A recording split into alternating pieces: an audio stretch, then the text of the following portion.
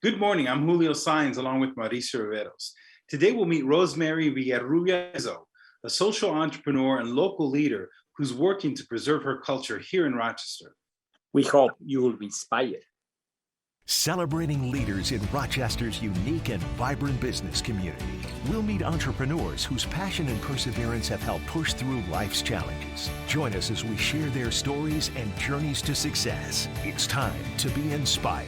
Rosemary, thank you very much to Be Inspired. And Be Inspired is a show that we developed to interview entrepreneurs, business leaders, and leaders in general in our community. And you are one of those leaders who have worked very hard in the Hispanic community and in the community in general. So let's start asking, who is Rosemary?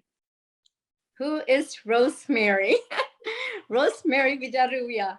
I think I'm a passionate individual who loves working with the community, and specifically with those who usually don't have a voice at a table.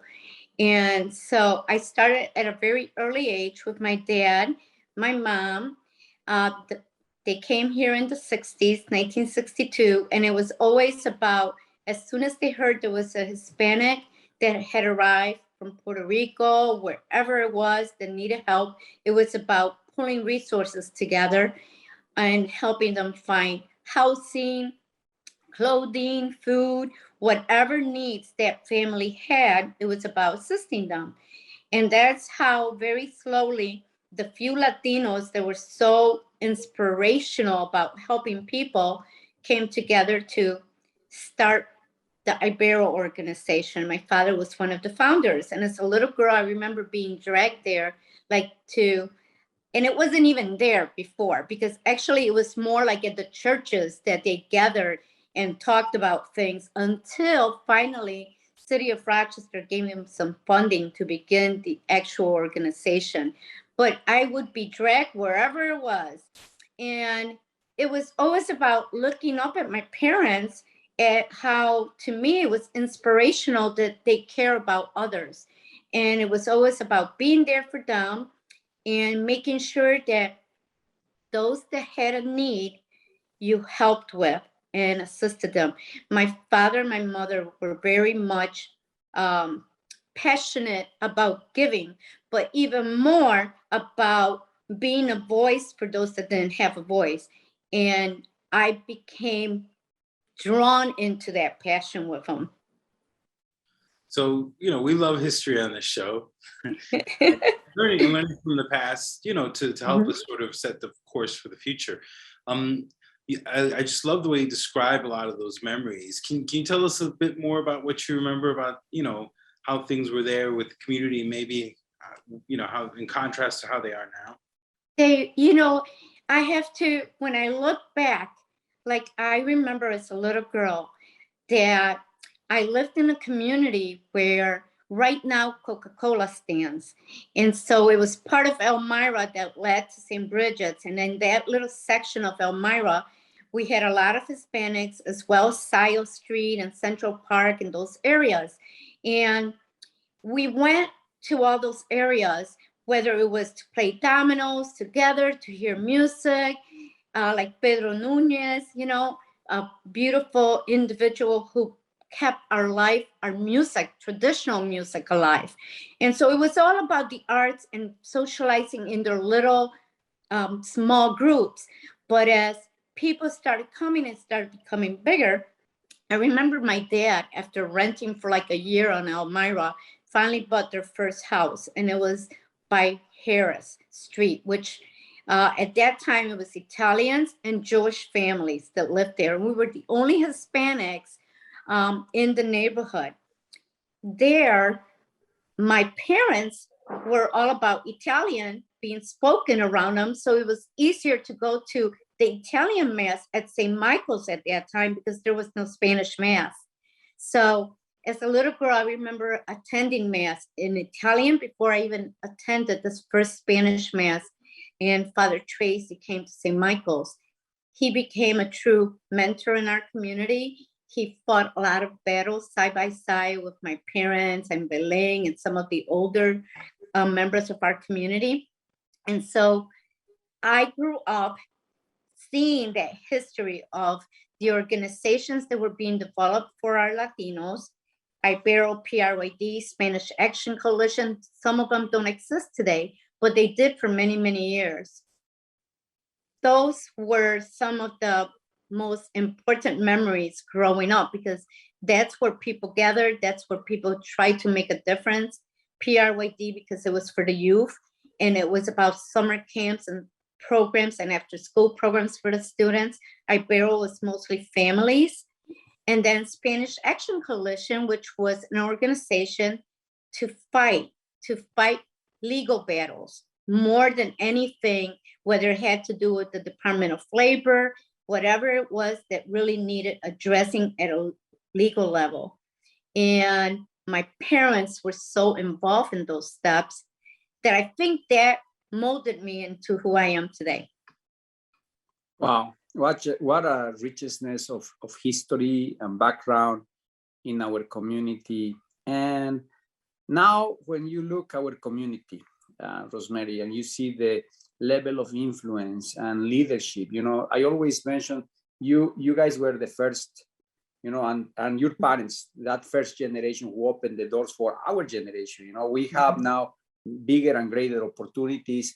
The kids, the grandkids, and the next generations are actually be able to move out of not just living in the city, but now they are living in the suburban areas in different levels and all that.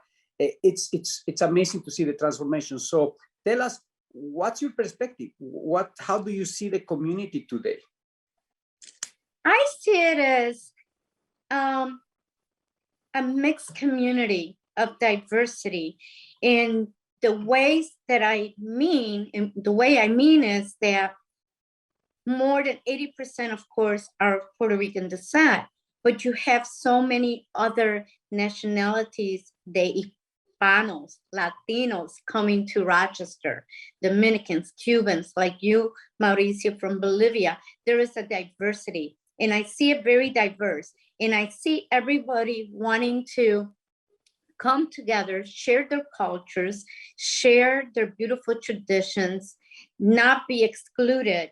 And sometimes I feel like there might be a little resistance with some of the younger people, because the younger people are not like when my parents came here. It didn't matter where you were coming from or anything. It was all, we're Latinos, we're helping each other. Now you kind of see a little more of the flags being flown and which one is that you're from, if you're Dominican, if you're Puerto Rican. And when my parents were here, we were Latinos and Hispanics, and that's all that mattered. Now it's this Latinx, Latino, Hispanic, you can't put one name to us as individuals. They keep breaking us down into so many different ways. And the young people could say, no, I'm Latinx. But what is Latinx? So there's a little confusion in our young people right now about where their traditions really come from. But I do see the community coming more together for events, especially like our International Plaza, when we have events there, how it's being focused at making sure that everybody is included and nobody is excluded.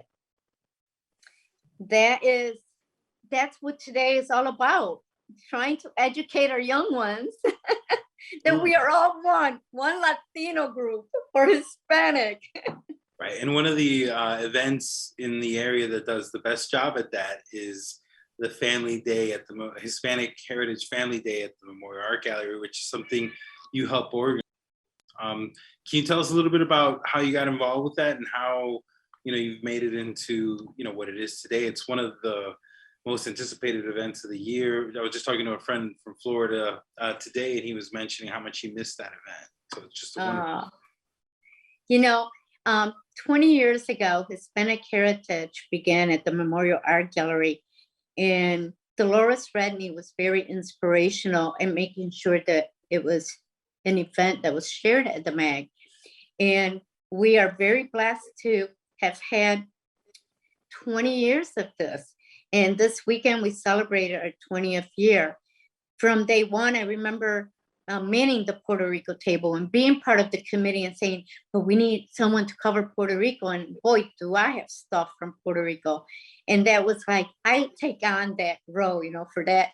And it was just about trying to have at the museum as much culture, beautiful art pieces, traditional dances and music and performers that we can bring in from our community to enrich the lives of every culture in the community in Rochester, meaning our doors are open to everyone. And it's a day that the museum is open free for everyone to be able to walk through the museum, see the art gallery. Sometimes families can't even afford an outing like that because they have so many kids, or, financially they just can't do it. And on that day, everything is free. The museum, the events, we try to focus at educational topics. And this year for me, this one was really to my heart because I've always been about working with the youth. It was about all that we can be in our community and who we will be in the future. I'm blessed to have had both of you guys. I had a beautiful young man that Julio is an author. And as soon as he said, what I want to be is an author, I said, oh boy, do I have the right person for you. And it was about really thinking about what the kids would like to be in the future. And though we had some young ones, we had, different ages, the fact was that we need great role models. We need not just role models in the homes, the parents to be good role models, but they need to see that just like them, they are people of color, that they don't always see those role models, our Latino role models, our African American role models, and on Hispanic Heritage Day, we really wanted to bring a lot of beautiful career professionals in for them to be showcased with them and to walk down when you were introduced, Mauricio, and as CEO, that was looking at you and looking at Angie, a male and a female in such high positions in two organizations, in one core company and one organization that everybody knows in this community. But do they know we have those leaders that are Latinos? So showcasing you guys to our youth, to the parents, it's very important. And I saw a lot of excitement to see the doctors, the firefighters, the police officers, our female firewomen, and our female police officers. All that is very influential in the career path that our children take, and you guys can make a difference. And that's why I was so inspired this year to have the fashion show be about careers, role models, and our youth with you guys. Well, thank you, Rosemary. We'll be back with more after these messages.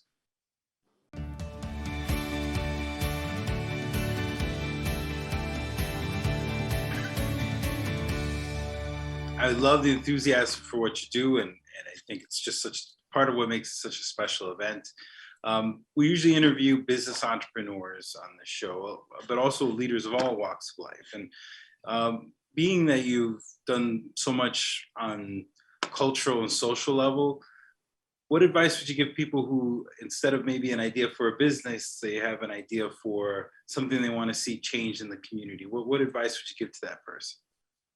Well, I know you talk about business, and I consider myself a businesswoman because I'm a consultant for the Memorial Art Gallery, and I work as an event planner in the community.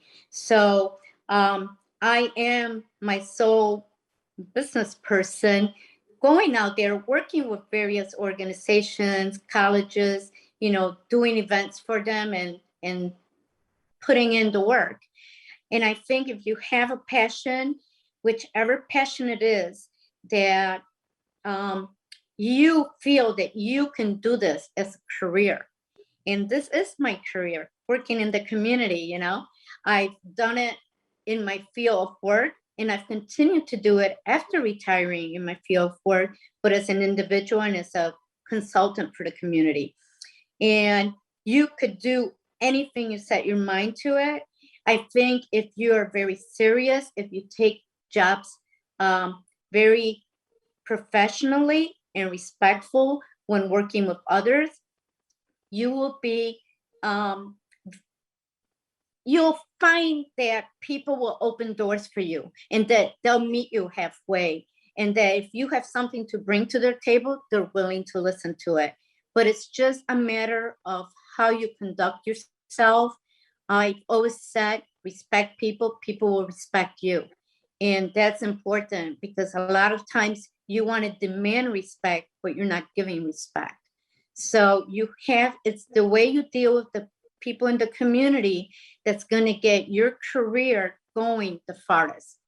And our job here today is about educating about business. Well, I might not work in a corporation or own a corporation or a business, but I own my own self, my own consulting service that I provide for the greater Monroe County and even in Puerto Rico.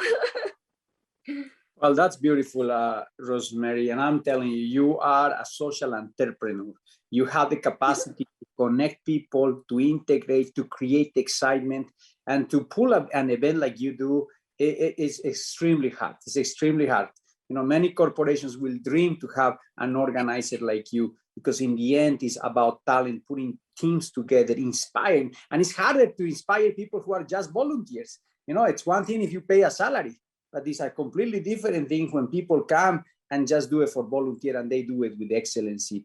It's really amazing to see how rich is that event in terms of, you know, the music and other things. So now, Rosemary, going a little bit in terms of Rochester in general, you know very well this community. You have been most of your life living here. We are kind of passing, hopefully, COVID. We don't know yet exactly how all this will end. But the reality is we have been, you know, before COVID, Rochester was gaining a good momentum. You know, the city, a lot of great things happening. What's your projection? How do you see the future of our beautiful city of Rochester? What are the key things that are in your mind, and said, what at least you would like to see, or how do you see the future in the years to come in Rochester? You know, I see Rochester as just blooming. They are really growing. There's been so many projects that have been approved by the current governor and the governor that just stepped down. But Rochester has had so many projects, and I've been lucky enough to be sitting around those tables and knowing what's there. And like the skateboard park, the Olympic pool downtown, it just turning some lands into green spaces and creating the environment that's about family space to come in together and enjoy the outdoors, enjoy the time that we do have. Those are few months in between, but trying to create a lot, especially downtown and in the area where the inner city is for our young people. I think there has been put a lot of focus for the year 2034, and having seen so many of the projects for that, I really feel like excitement is in the air, and there's so much to come. We're very lucky how our beautiful Seneca Park Zoo and our parks in Monroe County have been taking off and receiving more monies for development stuff. Those are all things that attract families, especially younger families, to remain here. And our focus needs to be on education. I know there's a lot of people putting a lot of interest and focus into that as well. And hopefully it is about that, because our children need to be well educated to continue a prosperous career in staying in Rochester. But I see so much greatness, and I see so many things. And when I see like the International Plaza and I see families coming together with kids there, it excites me. And it excites me what's happening downtown and throughout the areas. That we're not just building uprisers and, you know, big buildings and beautiful, but making sure that we have green space for our families to come together. I see a lot of things happening good, and I think our future is only going to be better. Rosemary, as always, you have inspired us today.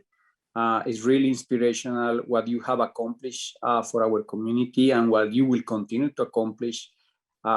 We really love you, respect you, admire you, and we are very thankful as a community leaders in Rochester for everything that you have done for all of us. So it's 20 years of a lot of investment for preserving our culture and bringing the richness of this amazing country that we live, a country with different backgrounds, and you are part of that. So thank you very much, and I'm sure that we will have you in the future, in future programs, and I wish you the best. Thank you. Oh, thank you. And just remember, in all my projects, I have some amazing people that I work with and I bring to the table.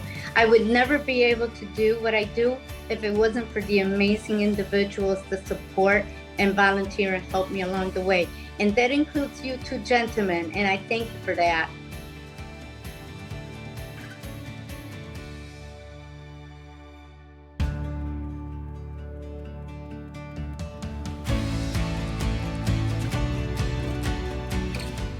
Coming up next week on Be Inspired, we'll meet Nancy Ortiz Colon, who started her own tax preparation business with her family right here in Rochester.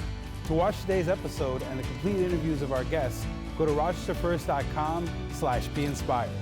For more great talk with Rochester's entrepreneurs, listen to Bodette 97.1 Saturdays at 9 a.m.